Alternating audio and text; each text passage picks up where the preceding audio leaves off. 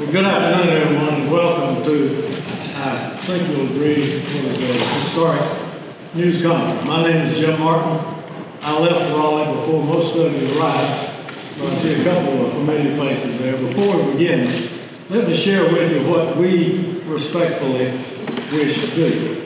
Our purpose as a group is to address two proposed constitutional amendments and nothing else. I would say to you that not one of us would join this august group if we thought it was going to drift into other subjects. So this is our sole purpose today.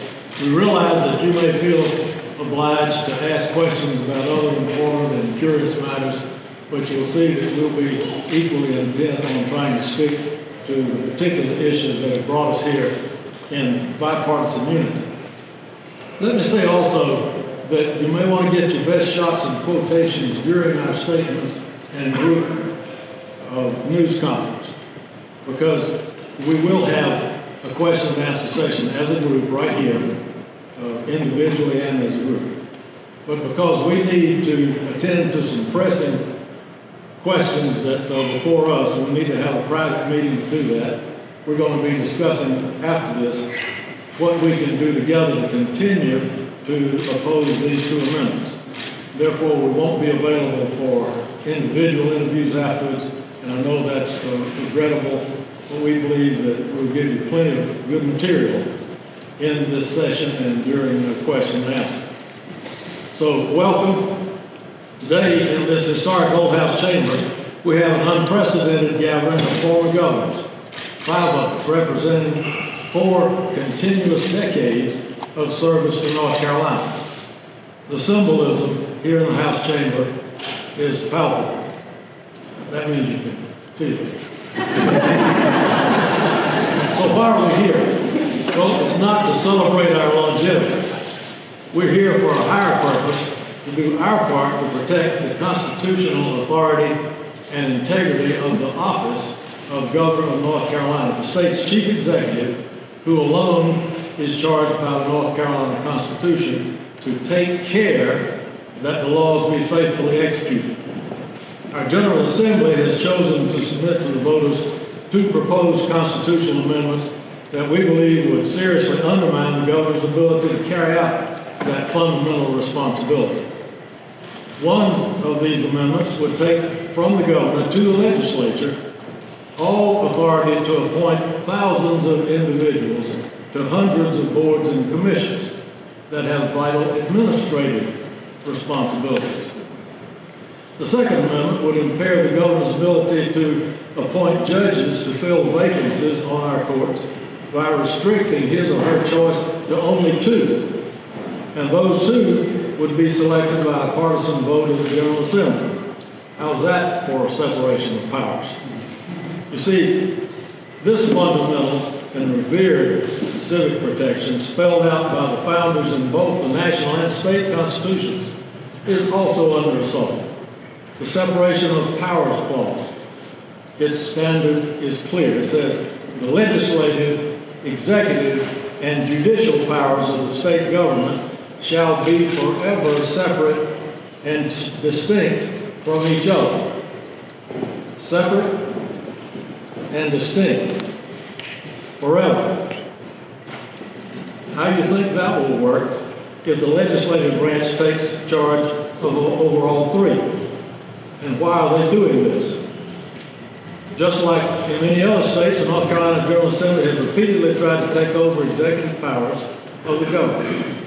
The Supreme Court has which has responsibility to keep us in our lanes, has consistently stopped them by asserting that their claims violate both the separation of powers clause and the take care clause. It may seem brilliant, I would say deviously brilliant, that they now propose to these amendments to the Constitution by inserting new language that would give them absolute power over both the executive and judicial branches. You see, once it's in the Constitution, stripping the governor will no longer be unconstitutional. That's what this is all about. I must say to you personally that it's embarrassing to me, after a career devoted to building a healthier, more competitive two-party system in our state, that it is a legislature controlled by a non-Republican party that has hatched this scheme and imagined that they could get away with it. But it would be a mistake to say this is a partisan fight between Republicans and Democrats. It's worse. It's legislators versus governors. You see the five of us here before you, every living former governor, Democrats and Republicans, together on this opposition. This Republican majority today not only has tried to seize executive authority from a Democrat, but just a few years ago, you may remember, they were doing the same to a fellow Republican. Before that, we had Democrats in the majority of both legislative bodies, and guess what? They not only tried to stop this Republican and Governor Holtzhauser before any of us to strip us of key appointments, they did the same when our governor was a Democrat. You see, this is not about partisan politics, it's about power politics, and it must be stopped. There's a lot more I can say. I can tell you about the Trojan horse provision. I could go on about the misleading language of the two ballot questions, language that is supposed to inform the voters, but instead deceives. With astonishing irony, we read its purpose to clarify when in reality it obscures. So let me introduce my fellow governors to do that, to talk about these matters, so they can go deeper into some points, tell you how they see it and how they feel in their own words. First of all, Governor James B. Hunt Jr., a Democrat from Macomb, North Carolina. Governor? So folks, that's what this is really about. It's easy to talk about all these terms and all these ideas, and they're fine. But it's really about whether or not a few politicians in the legislature will increase their power at the expense of the people of North Carolina. All of us have seen so many of you here in the press in the past, and on occasion during our press conferences, if it was a topic that was a little touchy, we would hedge a little bit, but never have five of us gotten together and stuck it to you on the same issue. So you can believe we believe in what we're saying to you today.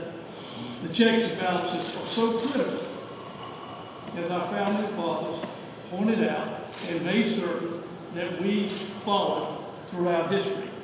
So we did in North Carolina.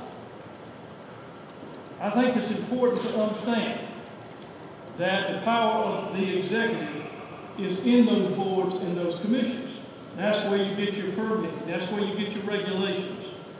Think of emergency, Coastal Resource Commission, about to go with the alphabet agencies, Emergency Management, Environmental Management Commission, Banking Commission, all of these type things that set regulations, set policy that others in the state have to follow. Business has to follow, people have to follow, and you can't do your job as governor if you don't have access to those commissions and those boards, and they respond to who appoints them.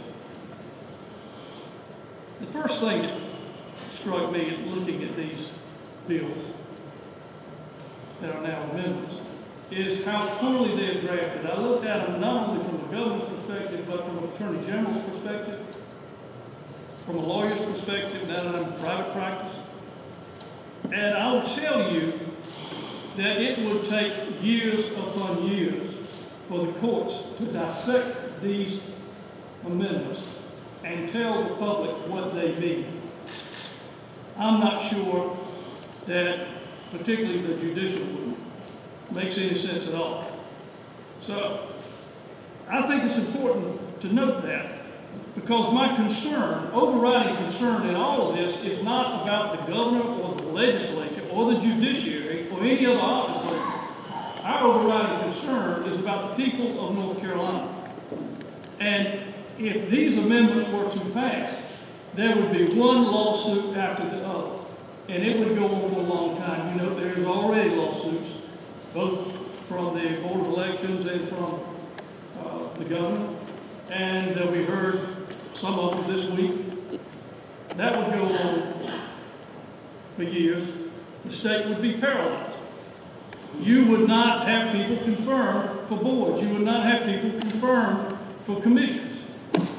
As soon as one person was nominated and confirmed, the other person would file a lawsuit and would get tied up in the courts out in the, which is lasted away a long time, used in legal language.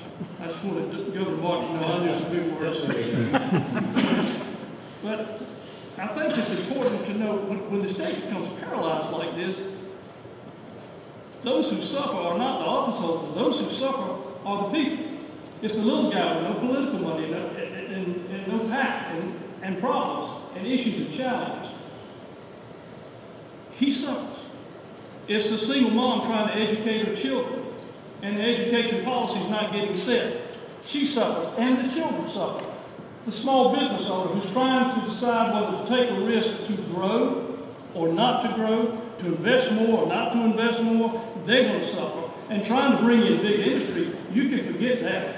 North Carolina would be off the map. Nobody's going to create jobs in North Carolina without predictability and certainty. And do you think they would invest in an environment with this sort of stress?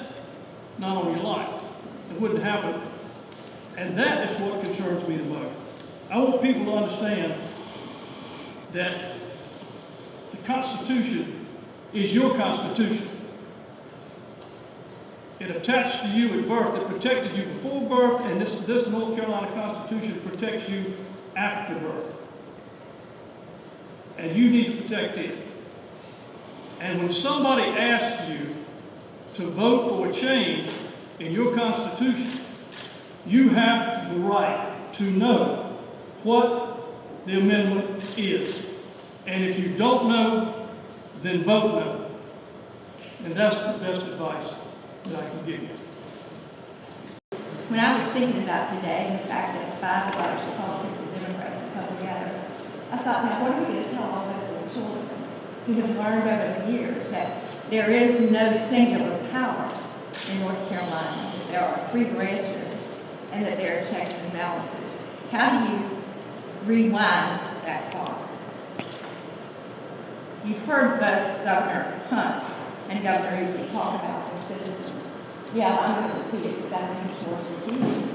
All of this gets done in Raleigh or anywhere in the country. It's not about power. It's not about being governor or being head of the Supreme Court or being the Speaker of the Pro Tem. It's about the people.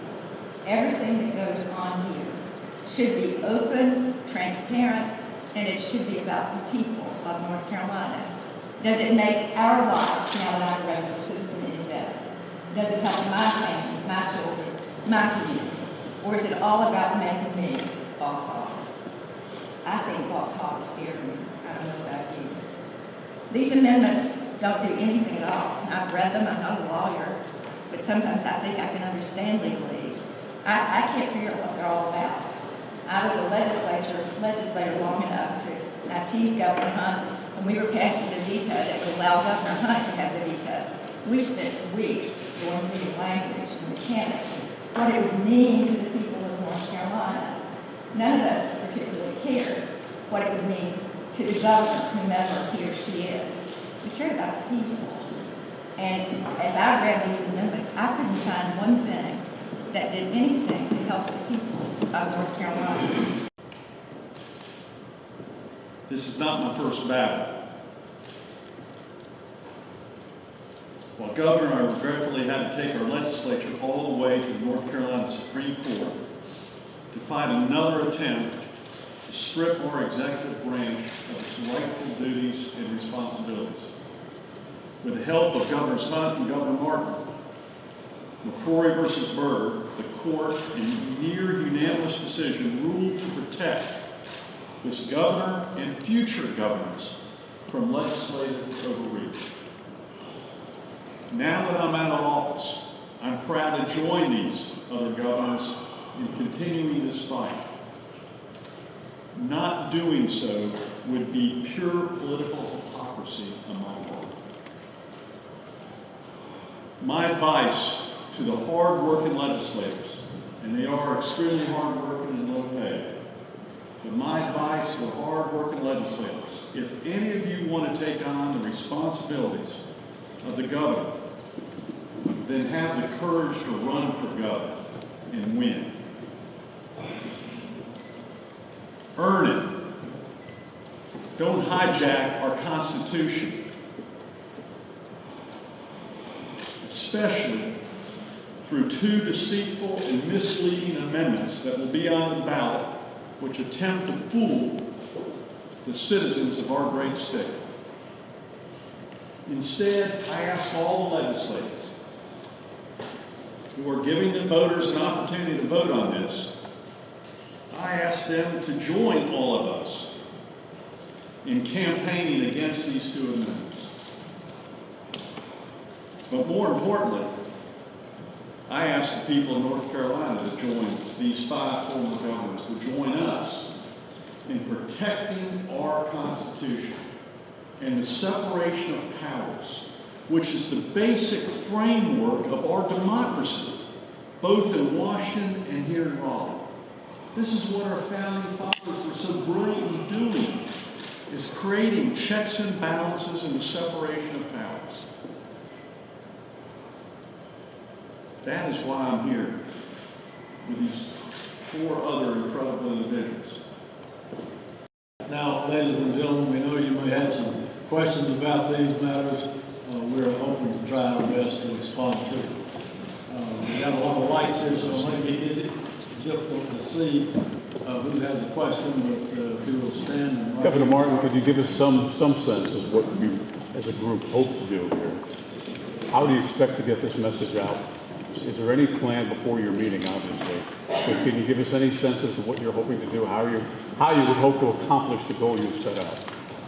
Well, let me do that since I'm had the pleasure of organizing this first meeting. I'll let somebody else take on the next, because it's like herding cats. Get this group together. But we did sign today one very brief statement that says what we've been talking about is to oppose these 2 constitutional amendments that we think will be very damaging to the balance of powers within our state, and both the separation of powers amendment and the take care that the laws are faithfully executed. That's what we're here for. We've agreed unanimously. We're unified on this as governors from both political parties, because we've seen the legislatures of both political parties do this. If these amendments are passed or are adopted by the public and get into the Constitution, it won't affect just this legislature and government. It'll be there for years and decades to come. And we feel that it must be stopped in its tracks. As I've said before, you kill a snake at every opportunity. Anyone else want to address that? That's our background. Alderman, that was easy. Yes, sir. Governor McCrory, you worked with a lot of the current Republican leadership. In fact, toward the end of your term, they called a special session and started to take away some executive powers. Do you think if you were reelected, they would be doing this?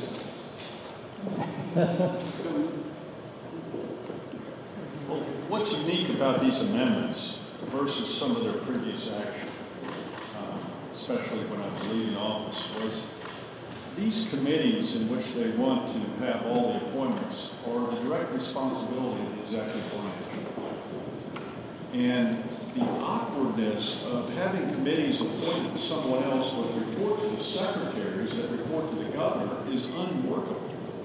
And this is why I fought so hard for McCrory versus Berger, was because you can't have 2 different bosses. In fact, I'll be frank with you, if this would pass and I was governor, I would probably, if the DOT was selected by someone else, but the Secretary of Transportation reported to me, I'm not sure I'd call a meeting with the DOT.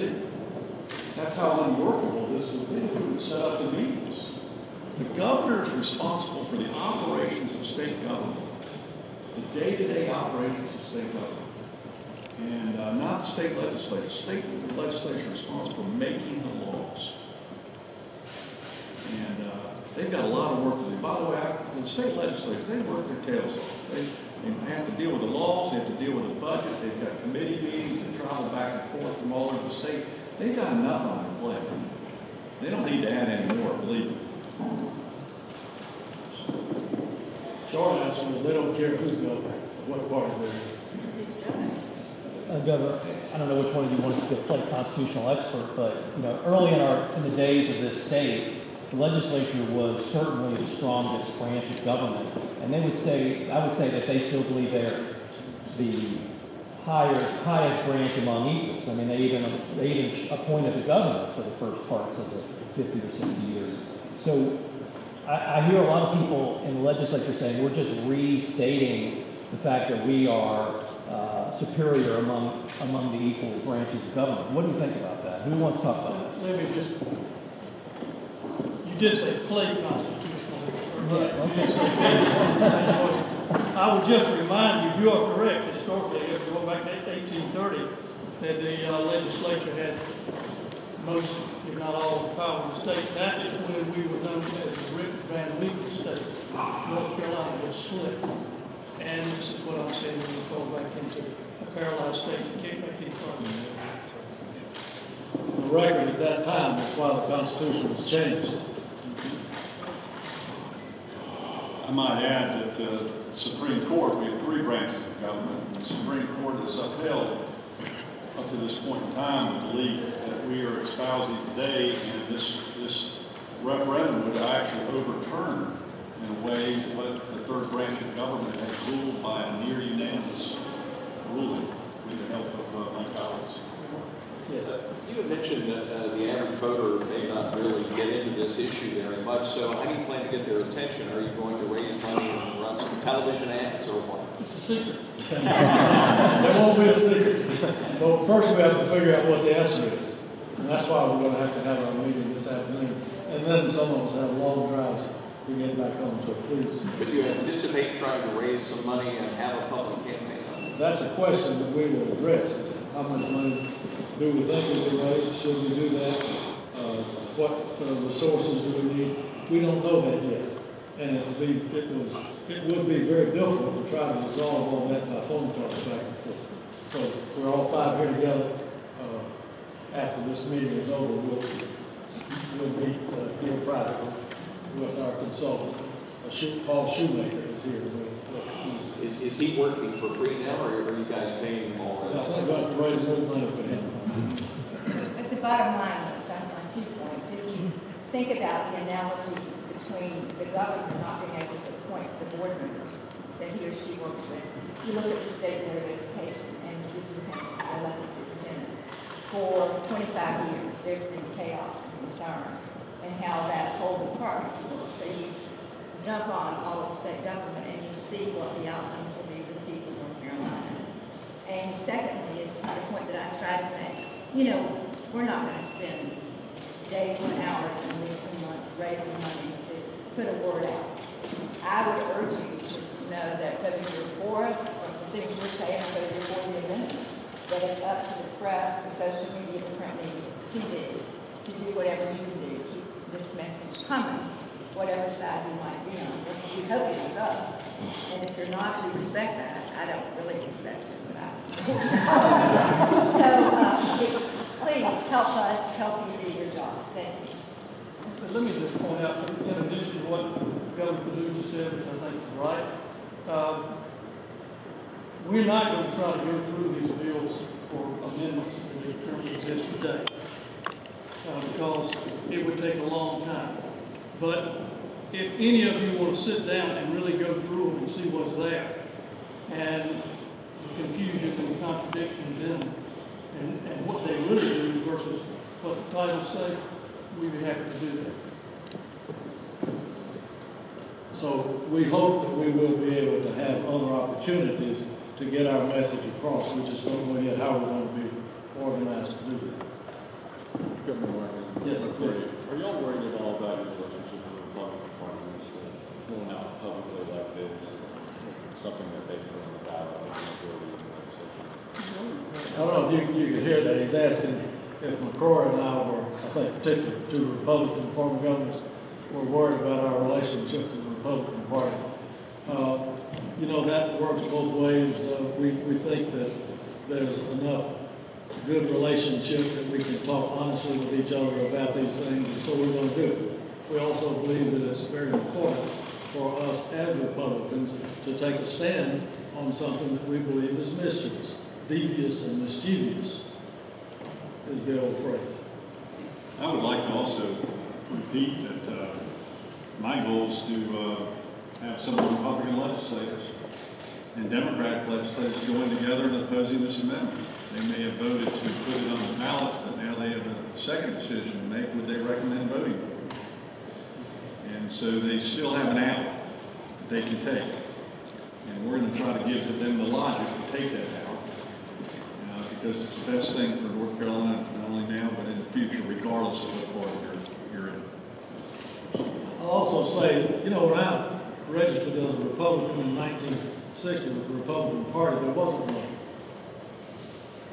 This is all one-party state, the entire Southeast, and I was just a protester.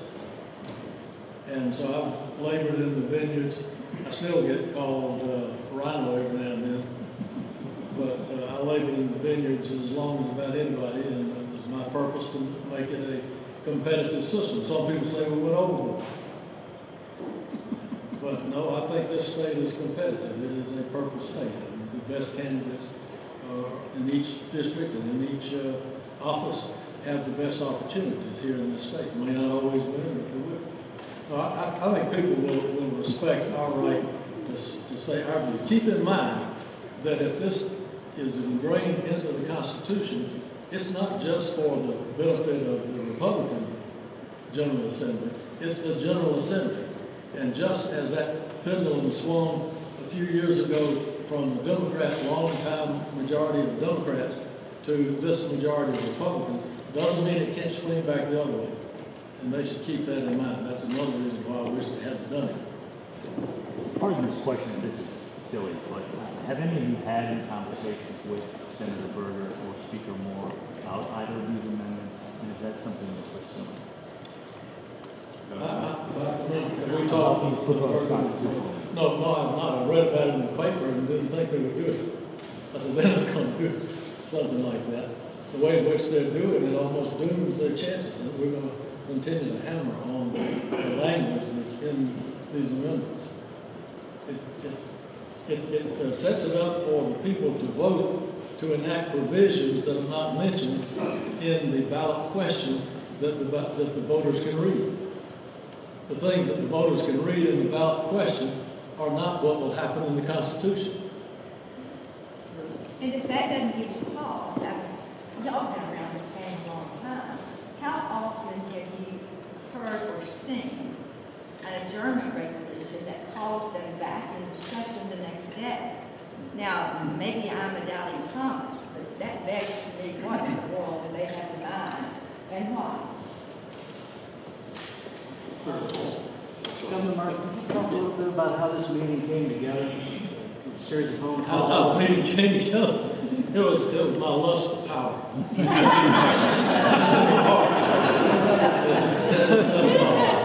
First, Governor McCrory called me and he said, we got to do something about this. And then Governor Hunt called me and said, we got to do something about this. And so I called the other two and said, we got to do something about this. And so that's how it came. And they said, okay, what do you want us to do? And that's why I'm sort of chairing and emceeing the first movement. You're right, big daddy. I have seniority in that respect. For the five of you, obviously you've been very clear and you've got a statement about your opposition, but in order to also remain accurate, would each of you, would you have vetoed these amendments were you in power? And the second question is, do you support? You can't veto the Constitution. I would have anyway. And the second thing is, do you support Governor Cooper's lawsuit? I do. Personally, yes. We're discussing that right now, and we're reviewing it most likely. Let me make a comment about veto, because in the amendment that affects the appointment of judges, there's a clause in there that says that when they present the two nominees to the governor to select, it can't be vetoed, it's not subject to veto. Now, in every other provision that's been put in the Constitution about veto, where something is excluded from the veto, like local bills, like constitutional amendments, it says that it has to be that subject and you cannot have extraneous matter in it. Okay? That's important. That means just that feature, local bills, and in this case, appointing judges and so forth, would not be subject to veto. But in the case of this legislative selection of the candidates for judge, there's no exception in there for other matters. So they could submit a bill that would provide for two candidates to be considered by the governor. It has to do within 10 days. It might not all be the one amendment, but in there they could put other extraneous matters that would therefore not be subject to veto because there's no exception to that. I think one other thing to add. That's what I meant by the Trojan horse. In fact, in McCrory versus Berger, where again, Governor Martin and Governor Hunt, I'd love to hear from if you have anything else to add to this, Jim. And that is if committees are all appointed by the legislature and they're given certain authorities that overrule the secretaries, that means these committees become lawmaking committees in which the governor would not have veto over their actions. That completely contradicts the Constitution regarding the governor's veto. So these are the details that our Supreme Court, in a bipartisan ruling, ruled against, and that this completely contradicts that separation of powers, which would again be extremely confusing and should not happen.